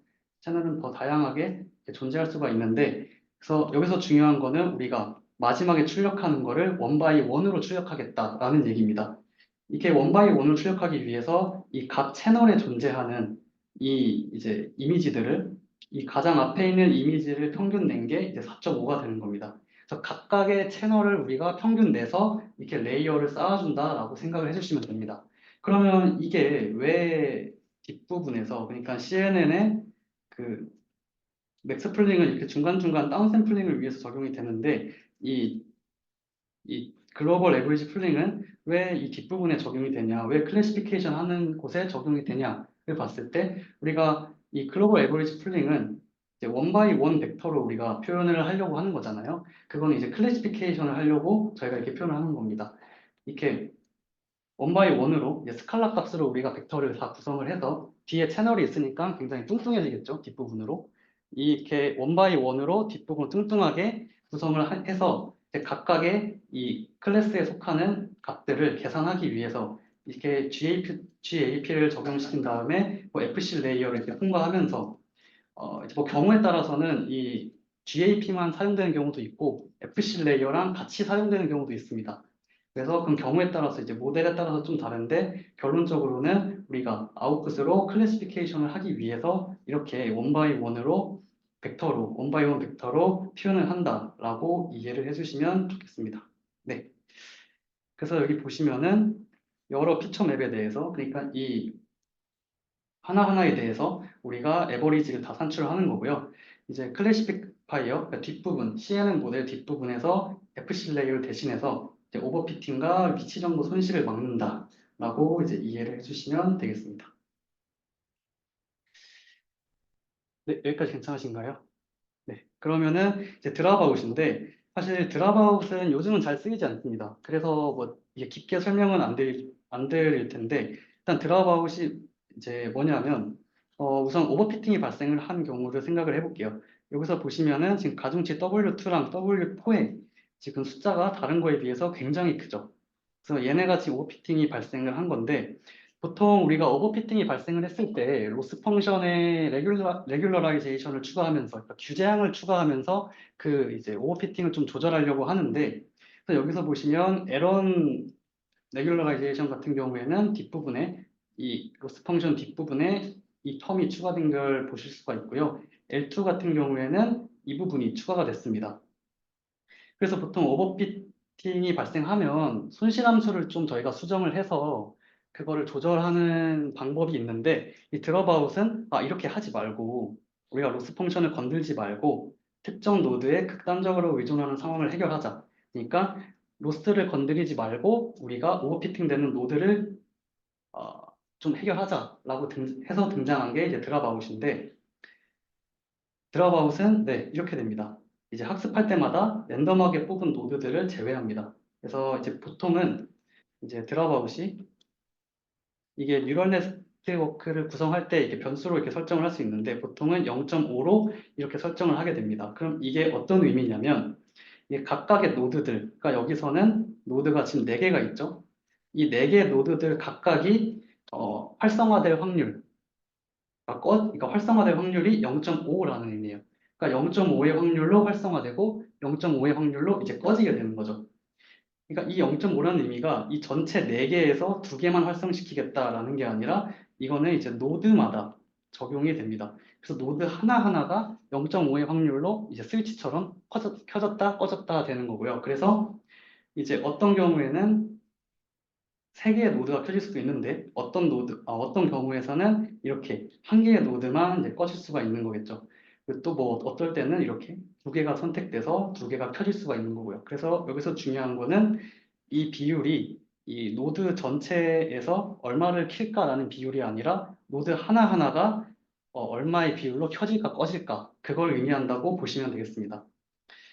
네. 근데 이제 요거는 아까 말씀드린 대로 요즘 CNN에서는 잘 안 쓰이기 때문에 사실 크게 중요한 건 아니고요. 그래서 사실 얘는 뭐 앙상블의 아이디어를 가져왔다고 하는데 이제 앙상블 같은 경우에도 우리가 여러 모델, 여러 클래시파이어를 써서 얘네들을 우리가 또 다 합친 다음에 이제 어떤 그 이제 좀 예측력을 높이는 이렇게 이제 앙상블 기법이 이제 적용이 되는데 그래서 우리가 이거를 좀 이런 방안을 갖고 와서 그래서 여기서 보신 것처럼 여기서는 네 여기서는 노드가 2개만 켜진 거고 여기서는 3개만 켜지고 1개, 2개 그래서 얘네들을 우리가 다 앙상블 시켜서 이제 학습을 하겠다라는 의미입니다. 네.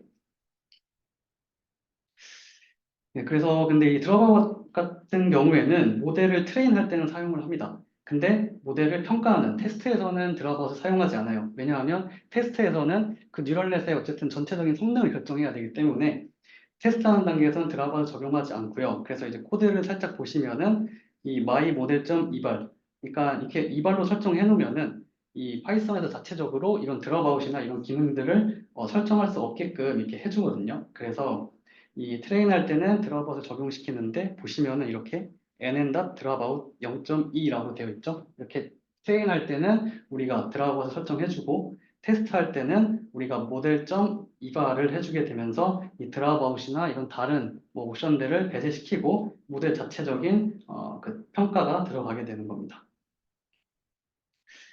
네, 이제 거의 다 왔습니다. 이제 2가지만 하면 되고요. 이제 그러면 이제 웨이트 이니셜라이제이션인데 말 그대로 가중치 초기화입니다. 지금 이제 오른쪽에 보시는 게 이제 로스 펑션이에요. 로스 펑션인데 우리가 되게 딥한 네트워크로 갈수록 로스 펑션이 우리가 생각하는 것처럼 컨벡스를 띄지 않고 좀 넌 컨벡스하게 갑니다. 그러니까 넌 컨벡스하다는 게 이제 최소값이 존재를 하지만 약간 극소값이 좀 많이 존재하게 되는 경우인데요. 그러니까 안장점이라던가 이런 포인트들이 생겨나게 되는 케이스인데 이 그림에서 보시면 최소값은 여기죠. 여기인데 지금 이제 로컬 미니마가 좀 이렇게 존재를 하는 걸 보실 수가 있어요. 그래서 우리가 뭐 스타팅 포인트를 여기라고 잡았을 때 우리가 목표하는 곳은 여기로 이렇게 흘러가는 건데 이제 모델이 이렇게 뭐 진행이 되면서 이 스타팅 포인트에서 이렇게 진행하게 되면 좀 최적의 방법은 아니겠죠. 그래서 우리가 가중치를 초기화하겠다는 얘기는 좀 더 로스 펑션의 그 옵티마이제이션 포인트에 다가가기 위해서 우리가 초기 값을 좀 잘 설정하겠다라는 뜻에서 등장한 겁니다. 그래서 가중치 초기화를 이용해서 이제 모델의 학습 속도를 향상시키고 그레디언트 소실이나 이제 폭주 이런 걸 또 방지하는데 그래서 여러 가지 방법이 있습니다. 먼저 이제 제로 이니셜라이제이션은 이제 역전파를 가중치를 이제 이제 0으로 뭐 초기화를 하겠다라는 건데 얘는 사실상 의미가 없는 게 모든 웨이트들을 이제 다 0으로 이제 이렇게 해버리면은 얘가 나중에 이제 백프로파게이션을 업데이트 될 때 모든 웨이트가 똑같은 비율로 업데이트가 되잖아요. 그래서 원래 파라메타들이 업데이트 될 때 각각의 이제 그레디언트로 계산이 돼서 업데이트가 돼야 되는데 이 제로 이니셜라이제이션을 해버리게 되면 업데이트를 해도 모두 같은 값이기 때문에 업데이트하는 의미가 없습니다. 그래서 얘는 네, 좋지 않은 방법이고요. 그다음에 이제 랜덤 이니셜라이제이션 같은 경우는 우리가 보통 이제 표준 정규 분포로 이제 편의상 이제 시행을 하게 되는데 여기서 보시면은 표준 정규는 이제 0,1 이렇게 분산이 1이고 평균이 0이 되는데 만약에 표준 편차가 큰 경우 그러니까 1에 가깝게 우리가 이니셜라이제이션을 시행하는 경우에는 그레디언트 베니싱 문제가 이제 생기게 됩니다. 그러니까 예를 들어서 우리가 시그모이드를 생각을 해보면은 시그모이드 함수가 이렇게 생겼죠. 그래서 이 부분이 이제 1인데 분산이 큰 경우에는 이 전개 분포가 이렇게 좀 넓게 분포를 하게 될 거고 제가 그림을 좀 못 그리는데 잠시만요. 이렇게 시그모이드가 있을 때 분산이 만약에 좁게 되면은 이렇게 되겠죠. 근데 이제 시그모이드는 아시겠지만 이 양극단 쪽에서는 굉장히 기울기가 작잖아요. 그래서 표준 편차가 크게 되면은 0과 1에 가까운 값만 나와서 그러니까 이쪽에 값이 생각보다 많이 나오게 돼서 이 미분을 해도 기울기가 굉장히 작아지는 베니싱 문제가 생기게 된다는 거고 표준 편차가 작은 경우 어떤 문제가 생기냐를 봤을 때 이 시그모이드 같은 경우 이 가운데 값이 0.5가 되잖아요. 그래서 이렇게 표준 편차가 작게 되면은 하나의 값, 여기서는 이제 0.5가 많이 나와서 신경망을 구성하는 의미가 없어진다. 그러니까 이 경우는 제로 이니셜라이제이션이랑 다를 바가 없다라는 겁니다. 그래서 아래에 있는 이 그래프가 이게 이제 표준 편차가 큰 경우, 이게 이제 1번 케이스고요. 그다음에 이 두 번째가 여기에 해당하는 그래프입니다. 하나의 값이 많이 나와서 신경망 구성이 의미가 없어지는 그런 경우고 그 다음에 이제 이를 좀 해결하고자 하는 게 사비에르 이니셜라이제이션인데 요거는 이제 주로 비선형 함수 그러니까 시그모이드나 탄젠트에서 많이 적용됩니다. 이 비선형 함수에서 좀 많이 적용되고 그래서 이제 여기서 우리가 이 수식만 한번 볼게요. 이 수식만 보면 지금 사비에르의 특징은 뭐냐라고 봤을 때 이전 노드 그러니까 전에 레이어에 있던 노드의 수와 그 다음 레이어의 노드의 수에 의존을 합니다. 그래서 분산을 이 두 가지로 나눠주기 때문에 분산이 좀 작아지겠죠. 분산이 좀 작아지는데 이제 이렇게 극단적으로 작아지지는 않고 저희가 또 이전과 다음 레이어에 맞게 조절이 돼서 어, 이제 우리가 이니셜라이제이션을 하게 되는데 이제 사비에르의 그 문제가 뭐냐면 렐루 펑션에서는 굉장히 잘 되지가 않습니다. 그래서 이제 밑에 있는 그래프가 렐루 펑션에서 이 사비에르를 적용했을 때인데 이 레이어가 깊어지는 과정을 보시면은 굉장히 지금 또 최종적으로 하나의 값에만 지금 몰려 있는 걸 보실 수가 있어요. 이렇기 때문에 이렇게 렐로에서 이니셜라이제이션을 좀 잘하고 싶다, 잘하고 싶어요라고 해서 나온 게 이제 해 이니셜라이제이션입니다. 이제 이 해 같은 경우도 우리가 이 베리언스 식만 한번 볼게요. 이 베리언스 식을 보게 되면은 사비에르와는 달리 n 아웃이 없어졌습니다. 지금 보시면은 여기 있던 n 아웃이 사라졌는데 그래서 분산이 조금 더 커지겠죠. 분산이 커지기 때문에 이제 렐루가 여기서 이제 이렇게 생겼을 때 분산을 좀 그러니까 원래는 뭐 이렇게 돼 있던 거를 우리가 좀 더 이렇게 넓게 퍼뜨리면서 이제 이쪽은 어차피 다 0으로 출력되니까 뉴런이 죽지만 우리가 분산을 넓게 해서 이쪽 부분에도 좀 많은 데이터들을 배치시키겠다. 여기서도 우리가 뽑겠다라고 해서 나온 게 이제 해 이니셜라이제이션입니다. 그래서 렐로 함수 같은 경우는 이제 해를 많이 쓰고요. 시그모이드 탄젠트, 이제 하이퍼 탄젠트 같은 경우는 사비에르를 많이 쓰는 경향이 있습니다.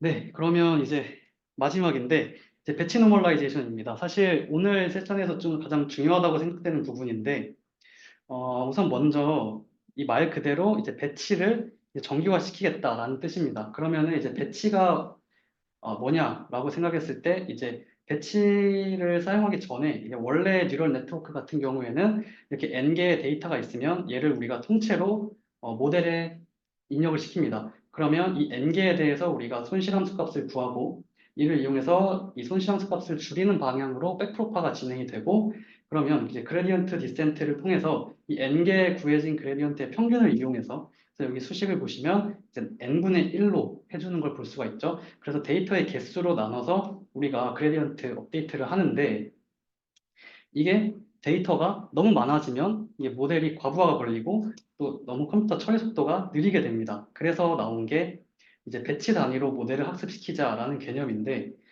요거는 보시면은 이제 예를 들어서 전체 데이터를 100이라고 했을 때 이 100개 데이터를 각각 10개 단위로 이렇게 쪼개주는 겁니다. 그래서 이 하나하나를 우리가 배치라고 부르게 되는 거고요. 그래서 모델에 입력을 시킬 때 원래는 학습 데이터 전체를 입력시켰다면 우리가 이제는 이 배치 하나하나를 입력시키겠다라는 뜻입니다. 그래서 모델에 입력되는 게 이 첫 번째 배치 하나가 들어오고 두 번째 이 하나 들어오고 이렇게 이제 진행이 되고 그래서 이 배치마다 이제 손실함수가 계산이 되고 그 값을 또 마찬가지로 역전파가 이루어집니다. 그러면 그레디언트 이제 디센트가 되는데 여기서는 이제 배치를 이용한 이제 스토캐스틱 그레디언트 디센트라는 방식을 사용을 하게 됩니다. 그럼 얘는 이제 배치 사이즈 개. 그러니까 여기서는 이제 우리가 배치를 10개로 갔으니까 10개의 그레디언트 평균을 계산하는 게 되겠죠. 그래서 이 수식을 보시면은 우리가 b분의 1로 나눠주고 있는 걸 보실 수가 있습니다. 네, 그래서 앞에서는 우리가 데이터 개수 전체로 그레디언트의 평균을 냈다면은 여기서는 이제 배치마다 학습을 하기 때문에 배치 개수로 그레디언트를 나눠서 우리가 학습을 하게 됩니다.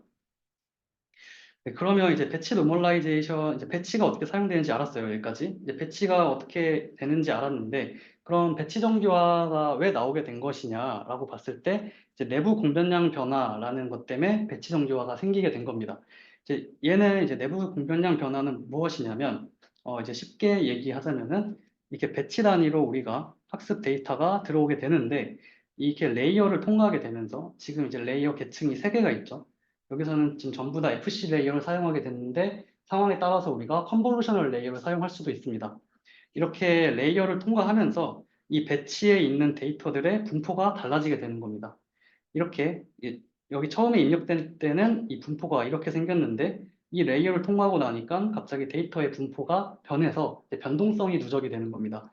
이렇게 레이어 하나씩 통과할 때마다 변동성이 누적이 돼서 마지막에 봤을 때는 우리가 처음에 원했던 이 분포와는 다른 굉장히 좀 이상한 분포가 생긴 거를 보실 수가 있고요. 그래서 이 배치 정규화 같은 경우에는 그 이제 피처 맵을 통과하면서 레이어를 통과하면서 그 피처의 변동성이 누적된다라고 보시면 될 것 같습니다. 그래서 이제 이 사진도 마찬가지인데 이 가장 왼쪽에 있는 이 사진, 이 그림이 이제 우리가 원하는 학습 방향이라고 생각을 해볼게요. 이 인풋에서 아웃풋까지 우리가 이렇게 가고 싶은데 이 내부 공정량 변화, 그러니까 배치마다의 데이터 분포가 다른 이유 때문에 지금 원래 이 방향으로 이렇게 학습이 됐으면 좋겠지만 지금 레이어가 진행될수록 점점 변동성이 커지는 것을 보실 수가 있죠. 이렇게 점점 그래서 마지막에 아웃풋으로 갔더니 굉장히 다른 아웃풋이 나와버렸습니다. 그래서 이렇게 레이어가 쌓일수록 베리언스가 계속해서 커지는 거고요. 그래서 이제 우리가 하고 싶은 거는 이렇게 배치가 레이어를 통과할 때마다 분포가 달라지는 게 있으니까 우리가 원래 원하던 분포랑 똑같이 맞추면 좋겠지만 이제 그게 힘드니까 최대한 그 원래 분포에 가까이 다가가고자 하는 게 이 배치 노멀라이제이션, 이 배치 정규화인데 그래서 이제 보시면 이게 노란색이 우리가 원하는 분포인데 지금 이제 내부 공변량 변화 때문에 이 초록색으로 이렇게 분포가 바뀌는 걸 보실 수가 있고요. 그래서 변동성이 계속 누적되기 때문에 얘가 또 어디로 튈지 잘 모르게 되는 그런 문제가 이제 생기게 됩니다. 그러면 이제 배치 정교화가 어떻게 적용되는지 한번 살펴볼게요. 먼저 이제 간단하게 이 하나의 레이어에서만 살펴보겠습니다. 이제 배치 노멀라이제이션을 이제 쉽게 말씀드리면 이제 가중합, 그러니까 WX가 시행되고 이 액티베이션 펑션이 진행되기 전에 배치 노멀라이제이션이 적용됩니다. 그래서 이제 x가 있고 이렇게 가중치가 있을 때 이 가중합이 다 적용돼서 wx가 나오죠. 그럼 이 wx가 이제 이 wx에 의한 우리는 변동성을 줄이고 싶은 거예요. 그래서 우리가 이 wx가 계산된 후에 이 배치 노멀라이제이션을 적용을 해서 이 좀 삐뚤어진 분포를 우리가 원래 원하는 이 노란색 분포에 최대한 가까이 가겠다라고 하는 게 배치 정교화의 과정이고요. 그래서 여기서 이 그림을 보시면 됩니다. x가 이렇게 있고 가중합이 계산되고 그 다음에 이제 배치놈이 적용이 돼서 그 다음에 이제 여기다가 액티베이션 펑션이 적용돼서 다음 레이어로 전달이 되는 겁니다. 네. 그래서 이제 이거는 보시면은 이제 단계별로 배치놈이 적용이 돼서 어떻게 결과가 나오는지를 나타낸 건데 그래서 이제 간단하게만 보면 이제 배치놈이 적용되면은 이렇게 삐뚤어진 분포가 여기에 지금 이렇게 노란색 점선으로 된 여기에 되게 가까워 이렇게 노란색 점선으로 된 걸로 이제 바뀌고요. 그래서 우리가 원래 원하는 이 노란색 분포에 굉장히 가까이 가고 있는 것을 볼 수 있죠. 네. 그러면 이제 여기까지만 제가 말씀을 드릴게요. 일단 이게 간단한 배치 노멀라이제이션 수식인데 이게 어떻게 작동이 되냐를 봤을 때 이제 이 부분의 x는 여기에 x는 가중합된 zi라고 생각을 해주시면 됩니다. 여기 있는 이 z값들, 이 z값들이고요.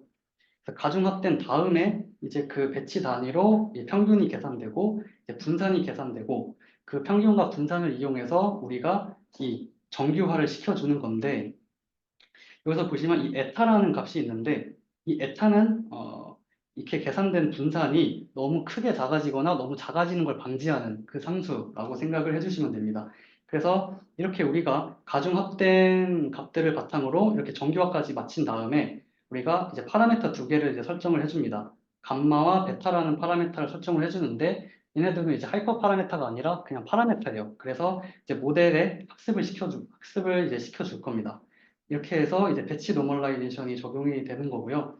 이 감마는 이제 스케일 파라미터고 베타는 이제 시프트 파라미터인데 말 그대로 이제 우리가 원하는 분포가 뭐 이렇게 있을 때 예를 들어서 여기에 뭐 이상한 분포가 있으면 얘를 우리가 여기에 가까이 네, 좀 그림이 이상하긴 한데 이렇게 얘가 있고 여기에 좀 이상한 이런 분포가 있을 때 얘를 우리가 여기로 가까이 이동시키려는 네, 그런 파라미터들이라고 생각을 해주시면 되겠습니다.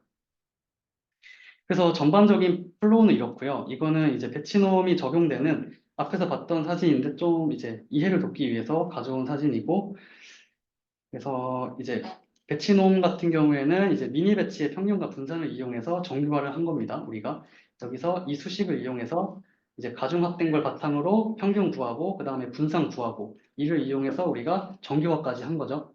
정규화까지 했고 그래서 스케일 및 시프트 파라미터인 감마와 베타를 이용해서 우리가 이제 또 파라미터 학습을 백프로파를 계속 시켜주는 겁니다. 네, 그리고 이제 이미지에서 보시면은 이제 필터당 감마와 베타가 이제 하나씩 존재하게 되는 거예요. 그래서 여기서 여기도 감마랑 베타가 하나씩 있고 여기도 각각 다른 감마와 베타가 이제 하나씩 있습니다. 그래서 이제 이렇게 해서 이제 모델이 나중에 백프로파를 통해서 이 감마 베타를 학습을 하게 되는 거고요. 그러면 이 이제 베니싱 그레디언트랑 무슨 상관이 있을까? 이제 시그모이드를 이용해서 이제 설명을 한번 해보겠습니다. 네. 이제 요거는 예를 들어서 이제 우리가 배치 정교화를 시키는 건데 말 그대로 이제 정교화를 시키는 거죠. 그래서 예를 들어서 데이터의 분포가 우리가 원하지 않는 이제 뭐 원래 뭐 데이터의 분포가 이렇게 생겼다고 한다면 우린 얘를 정교화를 시켜서 이제 이렇게 만들어주고 싶은 겁니다.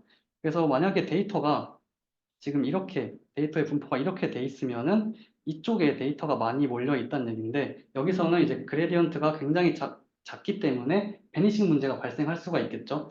그래서 우리가 얘를 이제 정교화 시켜서 이렇게 우리가 원하는 그리고 여기서 우리가 원하는 폭을 설정을 해서 이 부분에 데이터가 몰리도록 해주는 게 이제 배치 정교화의 과정이고요. 그래서 이렇게 우리가 배치 정교화를 해주게 되면 이제 아웃풋의 분포가 줄어들게 됩니다. 아웃풋의 분포가 줄어들기 때문에 왜냐하면 이 데이터들이 이 부분에 좀 많이 몰려 있잖아요.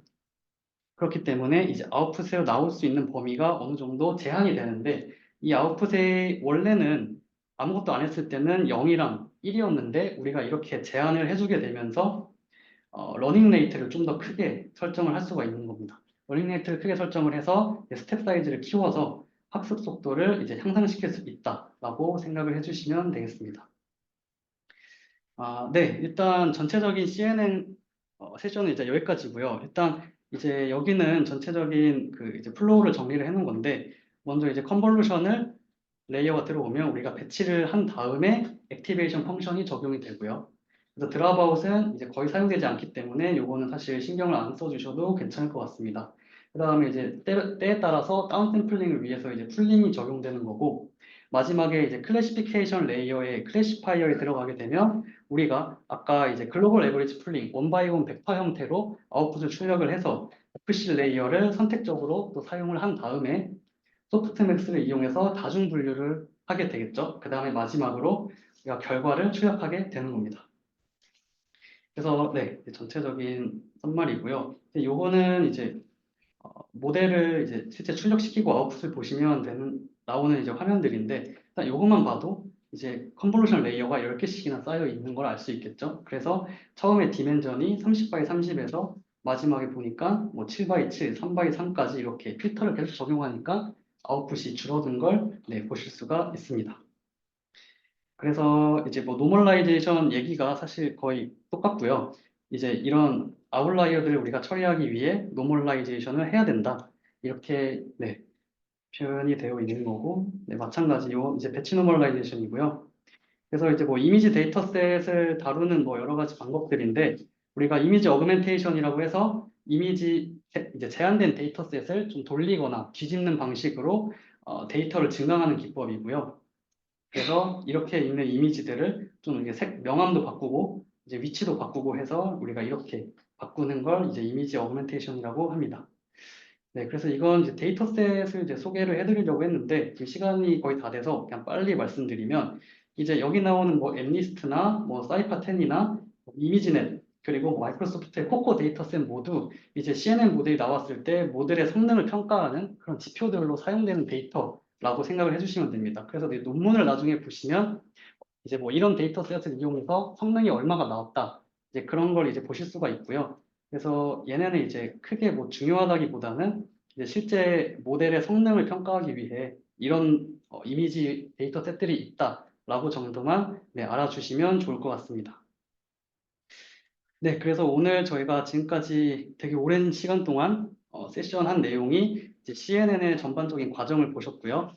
이제 필터에 관련돼서 봤고, 이제 여기 있는 거는 뭐 제로 패딩부터 시작해서 배치 노멀라이제이션까지 CNN에서 적용되는 여러 기법이나 뭐 메소드에 대해서 본 건데, 제가 여기는 이제 정의만 따로 정리를 해놓은 페이지입니다.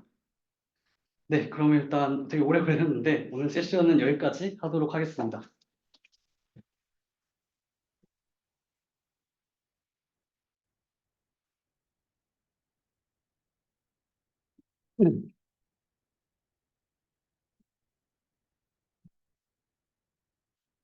네, 혹시 질문 있으시면은 좀 시간이 늦긴 했는데, 뭐 지금 물어보셔도 되고, 뭐 나중에 따로 질문하셔도 제가 답변해 드리겠습니다.